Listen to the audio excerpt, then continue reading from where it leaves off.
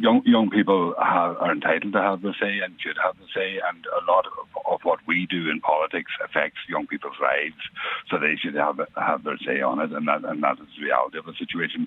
And the young people of 16-year-olds are going to be voting in Scotland tomorrow, and in Wales, and indeed I think Austria and a number of other countries around Europe as well have reduced the voting age to 16.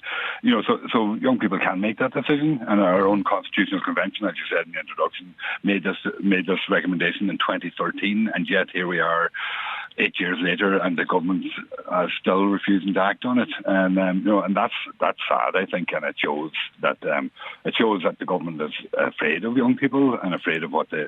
But I wonder on this one, is the government, Thomas Pringle, more in tune with the public? I don't know. I'm just going by the text we're receiving here, and an awful lot of them are against this idea, it would seem. Let me bring you a few of the texts. 16 is definitely too young to vote. Voting is one of the most important activities in a democracy. 16-year-olds do not have the maturity or experience to make valid decisions or choices, says Pat. I'll bring you one more from a listener who says, no, 16 is too young. You're technically a child at 16. If you're too young to be named for a crime, you're certainly too young to vote. I grant that some 16-year-olds are mature, but one's values and opinions change so much between 16 and 21, the typical life of a government. And that kind of goes to the heart of your argument, Saoirse, isn't it? That there is significant change between the ages of 16 and a couple of years afterwards.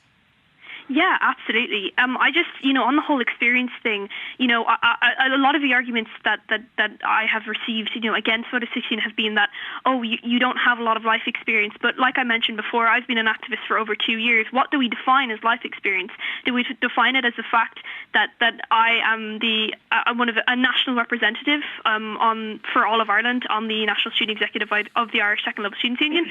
Or do we define it about how many years we've lived? And so I genuinely feel that, now, just referring back to the whole education thing, if we have adequate education towards systems of democracy, that whole maturity argument, that whole argument about life experience is completely shot down. Because if people that are 16, young people who are 16 or 17, are properly educated about how democracy works, about how democracy directly affects the things that they already care about it, and let's face it, so many young people care about politics. If they are aware of exactly how it works, then they will vote, I would say, even better than the majority of adults at the moment. They would vote with their heads instead of simply voting for the people who promise them the most things. And I genuinely think that with this education, our democracy in Ireland will become much stronger over the years. Well, tomorrow is the introduction of the legislation, and then it will be debated at a later stage in the Dáil. I hope that it will pass because, and it'll put it up. It will actually show to young people what politicians are all about when the government has committed to actually dealing with this. And here we are since 2013, and it hasn't been dealt with. And just, I think it's something that has to happen. I think it's something that's vitally important, and I think it would show the maturity of our system if we would actually give young people a say in who they elect.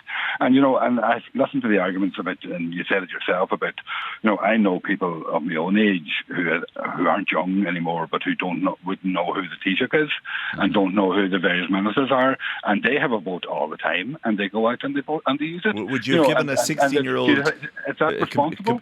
I want to go back to Saoirse for just a second, but yes or no, would you have given a 16-year-old Thomas Pringle a vote, Thomas? Would I? Yeah. Oh, of course I would. I've always voted for myself. Come here to me. Saoirse, can I just say to you, actually, that people are extremely impressed with you individually.